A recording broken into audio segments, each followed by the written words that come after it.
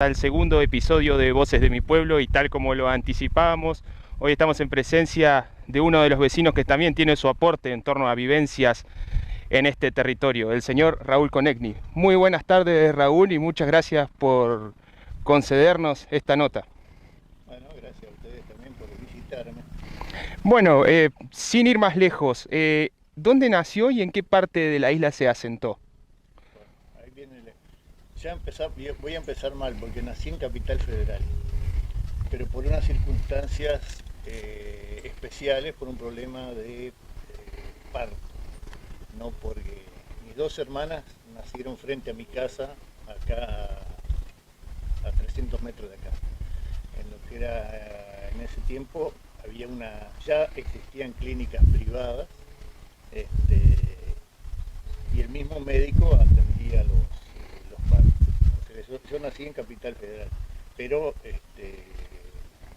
a los 15 días ya estuve acá en Villa Paranacito.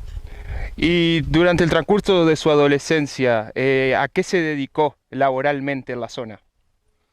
Bueno, mira, de chicos, este, cosa que hoy no existe más, de chicos todos trabajaban en la casa. Todos teníamos actividades,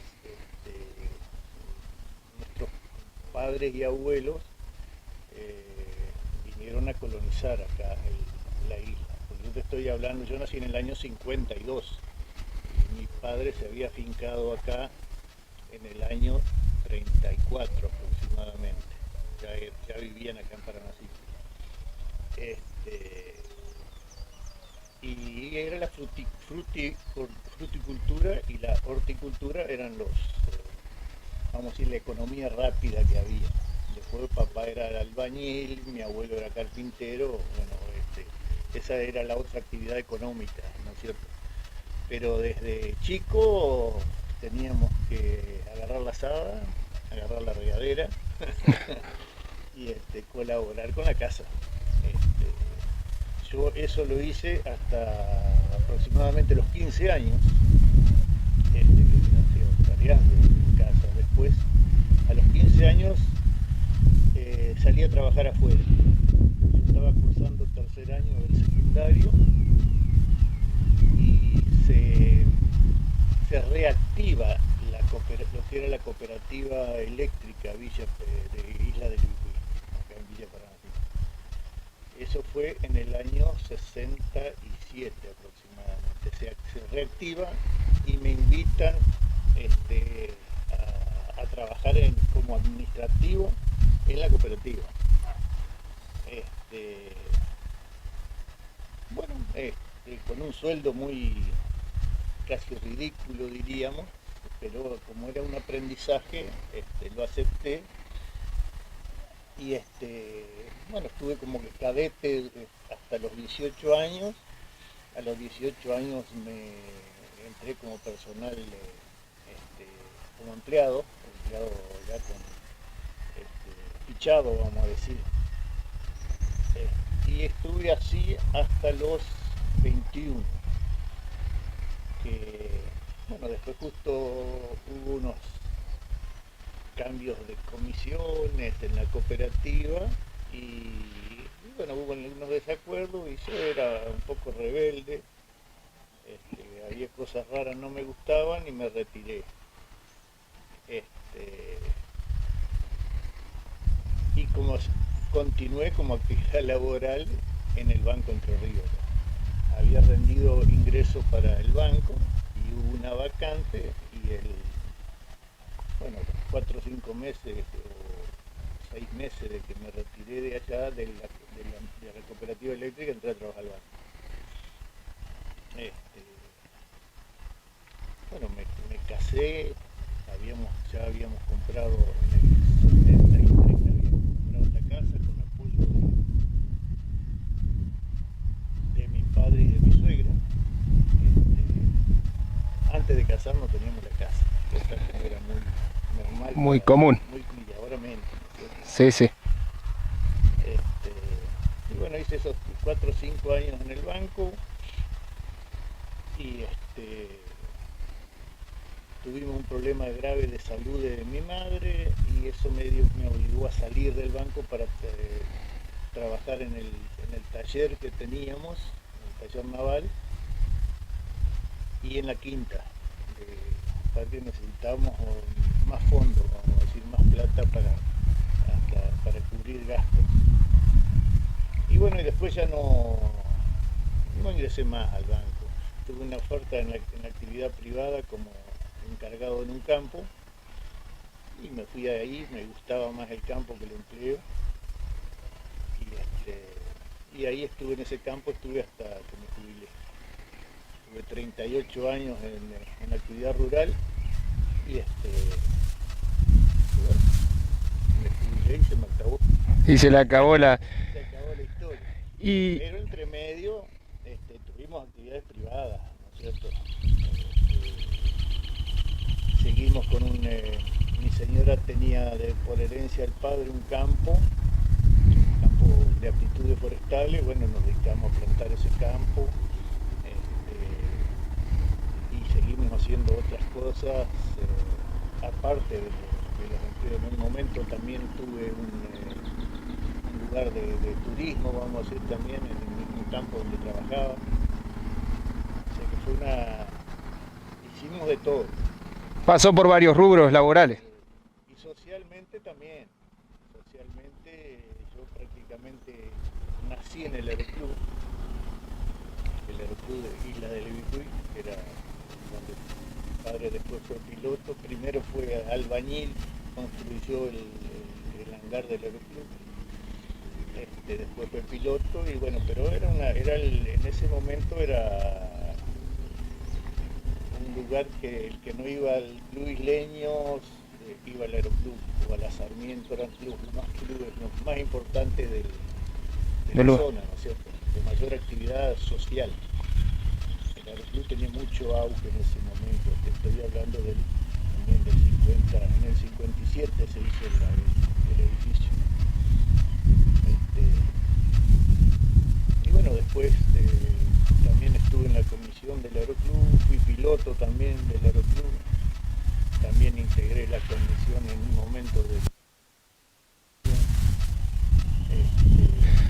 ¿Tuvo incidencia también en la cooperativa agrícola? En la cooperativa agrícola estuve la mayor parte de mi vida. Creo que estuve 14 años con algunos intervalos, 14 años como presidente y después otros 14 años, 15, no sé, en distintos cargos. Eso fue la mayor actividad social, ¿cierto? Pero también que me dio más dolores de cabeza que mi vida privada, creo. Tal cual. Y cuando usted logra conformar su familia, ¿qué lo incentivó a querer proseguir viviendo acá en este departamento, en la isla? Pues generalmente hay gente que hace su familia y desde su lugar de origen trata de buscar otro horizonte. ¿Usted por qué decidió quedarse acá y proseguir? Bueno, económicamente la isla hasta el año 70, a pesar de la famosa inundación del año 59, hasta el año 70 venía en crecimiento continuo. Esto económicamente servía. Incluso cuando yo me fui del banco a la actividad privada, me fui con casi 3 veces más de sueldo. O sea que antes se pagaba más la actividad privada que la pública. Ser policía, ser empleado de prefectura, hasta los maestros mismos ganaban muy poco antes. El cambio que empezó a matar al privado y crecer al público fue en el menemismo, en la época de Menem, que hubo un cambio tan grande con las privatizaciones y todo, que terminó todo al revés, ¿no es cierto? Que yo hasta ahora digo que si seguimos así, que el público va a ganar más que el privado, me parece que la economía no avanza. Claro, Es una así es. idea mía, ¿no? Sí, sí, Porque es el que produce la riqueza, el que trabaja en una actividad privada, ya sea campo, industria, lo que sea. así es. Y de esos años en los que usted lleva viviendo acá, actualmente, ¿en qué cree que ha crecido la isla? ¿En qué sector? Bueno, la isla tuvo cambios importantes. El más importante fue casualmente en el año 70, 69, 70, cuando gracias al ímpetu de don Emilio Gramlich, se logró hacer funcionar la cooperativa eléctrica y que en ese momento íbamos más adelantados que la provincia de Buenos Aires en la electrificación rural que se hizo en el delta. Ahí empezó a tener auge el delta, a crecer el delta. Después se le siguieron algunos caminos. Los caminos tardaron mucho.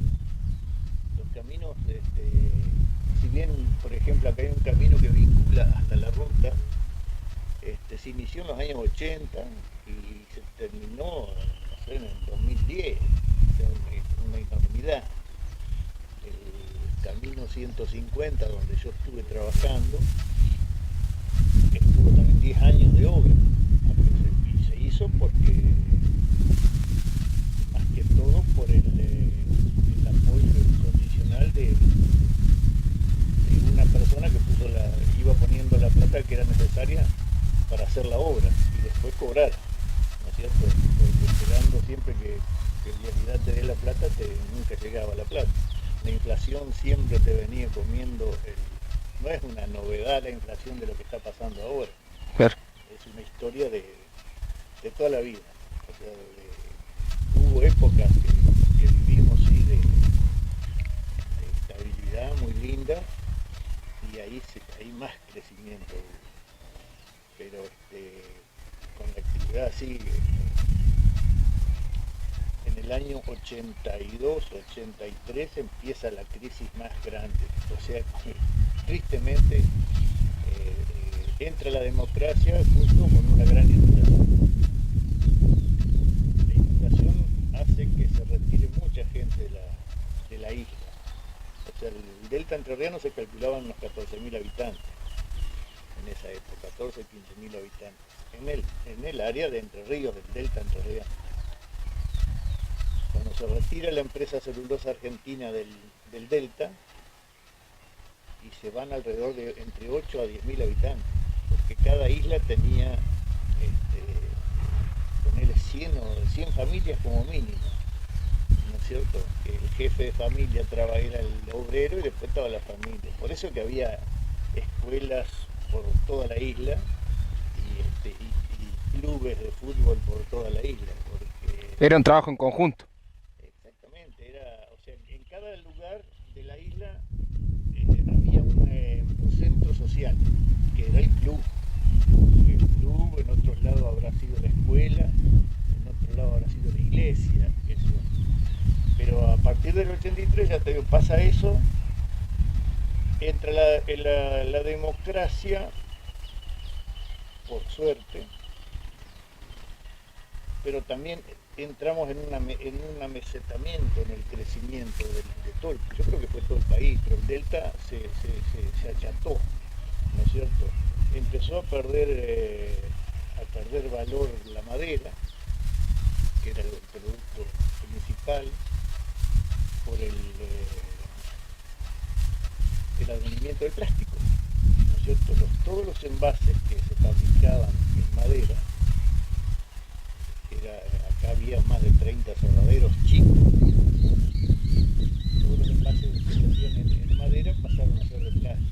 Entonces desaparece el consumo de la madera de la zona en los aserraderos de la zona. Aparece, por suerte, la papel prensa, una empresa, bueno, que hasta el día de hoy está cuestionada, pero apareció esa empresa que no sabemos si nos salvó o no, o nos alargó la muerte, ¿no es cierto?, de los productores. Por suerte hasta ahora sigue funcionando y se agregaron algunas otras que hacen otro tipo de o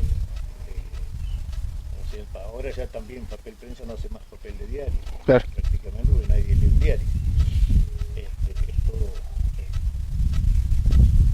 todo distinto hoy, ¿no es cierto?, la vida. Y bueno, ya, qué sé yo, después empezó a ser más, la zona dejó de ser forestal, empezó a ser más ganadera. En el 2008 vinieron grandes incendios, una seca similar a esta, con grandes incendios, que acabó con lo que quedaba de forestación en muchos lugares, ¿no es cierto? Y eso ya directamente los dueños abandonaron la parte forestal, la convirtieron en ganadera, incluso el verdadero productor o el colonizador ya se había muerto, vamos, ya no Sí, se existía había más, extinguido. Los hijos, por esas cosas que tenían la mayoría de los extranjeros, que querían que los hijos estudien, ¿no es cierto? Y muchos de los hijos de los extranjeros estudiaron y a raíz del estudio se fueron de la zona, ¿no es cierto? Porque ¿qué actividad puede tener un profesional? Bueno, un ingeniero agrónomo sí, pero 10 ingenieros agrónomos ya no era mucho. En mi época había en la zona que habían ido a estudiar a la facultad, o sea que eran profesionales, eran dos personas que habían ido a estudiar, que uno era, o sea, antes que yo, Raúl Donac y Juan Bruckman, que eran dos ingenieros, uno ingeniero agrónomo y el otro agrónomo. Y después en mi época ya, cuando me recibí yo en el año 70, que terminé el secundario, que no lo terminé acá, porque no daba la cantidad de alumnos. Si no eran 6 alumnos por curso, no podía ser. Y bueno, y habíamos llegado, no sé si quedamos 5 en quinto año, en cuarto año al final, y no se abrió el quinto, y bueno, nos tuvimos que desparramar, uno agarraron para Buenos Aires, yo terminé en Gualeguaychú, y se armó el desbande. El desbande. Sí, nos tuvimos que alejar de la zona. Y hoy por hoy, si sacás la cuenta, debe haber 50 chicos estudiando en distintas facultades y universidades. Así es. Eso no existía. O sea, el poder, si bien la gente vivía relativamente bien en la isla, pero hablar de pagarle facultad a un chico, contaba la familia que lo podían hacer. Claro. Eso es un cambio, el cambio quizás más grande que hubo a nivel cultural, vendría a ser, ¿no? Así es. Eso sí. En torno a la formación de profesionales en la zona. Antes la capacitación era más bien local. El albañil aprendía de otro albañil, el herrero aprendía de otro herrero. No era el taller que está calado, con Augusto Wittmann, que por eso creo que lleva el nombre del colegio técnico de Augusto Wittmann, fue un formador de gente. O sea, él enseñaba a trabajar, ¿no es cierto? Y de ahí salieron muchos mecánicos. Así es. Lo que digo, era así la forma.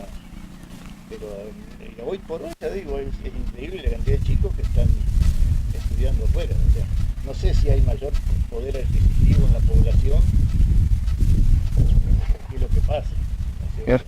Porque antes no se podía hacer, o sea, o eran más conservadores los padres, tenían miedo de tener un dinero que a lo mejor el año que viene no lo iba a tener para que siga. Hoy la mayoría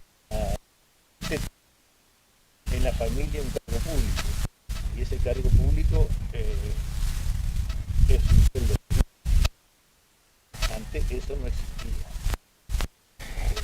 antes que trabajaba la señora y el marido, la mujer en la isla antes trabajaba a la par del hombre, era muy normal. Y haciendo hincapié en una problemática que todos conocemos muy común en la zona, como son las inundaciones, para usted, ¿cuál fue la peor que tuvo que pasar de las que hubo? Y mira, las crecientes son, qué sé yo, si no tenés pérdidas personales de gente conocida o eso, creo que todos pasan desapercibidos, ¿no es cierto? Porque las crecientes en definitiva son, todas te dan un periodo de que vos no podés trabajar en tu actividad y tenés que hacer otra cosa. Bueno, mucha gente se iba a trabajar a otro lado, ¿no es cierto? Yo tuve, por ejemplo, en vísperas de la creciente del 83, yo la puedo dar para mí como la peor, porque en el comienzo de la creciente, yo a raíz del agua, tengo un accidente y pierdo un ojo, ¿no es cierto? Con él les puedo decir, eso me molestó. O en la creciente del 59 yo no la viví, pero no la sufrí, mi señora sí, porque en la creciente del 59 perdí un padre, ¿no es cierto? Pero después, cosas personales no se pierden. No se pierden porque uno está preparado para eso. Y más hoy que tenemos mucha información. O sea que vos estás sabiendo que en la creciente te preparás ya en las cosas, ¿no es cierto? Y bueno, y mucha gente se iba a trabajar a Buenos Aires. Siempre algún conocido pariente tenías en la ciudad y siempre el isleño cuando iba a la isla iba a trabajar a la zona, vamos a ponerle de San Pedro hasta Tigre, por todas las franjas de las ciudades costeras, iba a buscar trabajo. La mayoría, con el solo hecho de decir que era de la isla, tenía trabajo. Era considerada gente muy responsable y no conflictiva, que era lo que la empresa. Y eso hizo también que mucha gente que se fue en las crecientes no volvió más, porque encontró un empleo que lo tomó como por 2 o 3 años, ponele, o por 1 o 2 años para pasar la creciente, y se acostumbró, se habituó y no volvió más. Justamente ese era el punto también al que quería llegar. La gente quizás por culpa de la creciente tenía el beneficio de encontrar un nuevo rumbo a lo laboral. Pero sí, eso fue muy evidente. Mucha gente que yo he conocido acá en la isla, que se fue y no volvió más, y le fue bien. O sea, no digo que triunfó, pero no sé lo que es un triunfo en la vida, pero yo digo triunfo en la vida que tengas tu casa propia y vivas relativamente bien, hayas formado una buena familia, y eso ya no podés pretender mucho más. Claro, claro. ¿Cierto? Hoy en día, no sé, yo supongo que pienso que es más fácil, ¿no es cierto? Antes ya sabían, capaz que era porque la gente era más conservadora, ¿cierto? Y liberar a un chico de 17 años, decir andá a estudiar solo a Buenos Aires, era capaz que los padres eran muy celosos de eso, ¿no es cierto? No eran de permitir. Después se fue liberando, viste que cada vez más es más fácil desempeñarte en la vida, ¿no? Que por lo visto tiene muchísimo más que contarnos. Seguramente vamos a poder hacer algún otro material más adelante con distintos aspectos, ¿no? Y temas referidos al trabajo dentro de la isla en su tiempo. Así que le agradecemos demasiado que nos haya recibido en su casa y bueno, será hasta la próxima. Bueno, muchas gracias. Así pasaba el testimonio del vecino entrevistado en este capítulo 2 de Voces de mi Pueblo con el señor Raúl Konechny.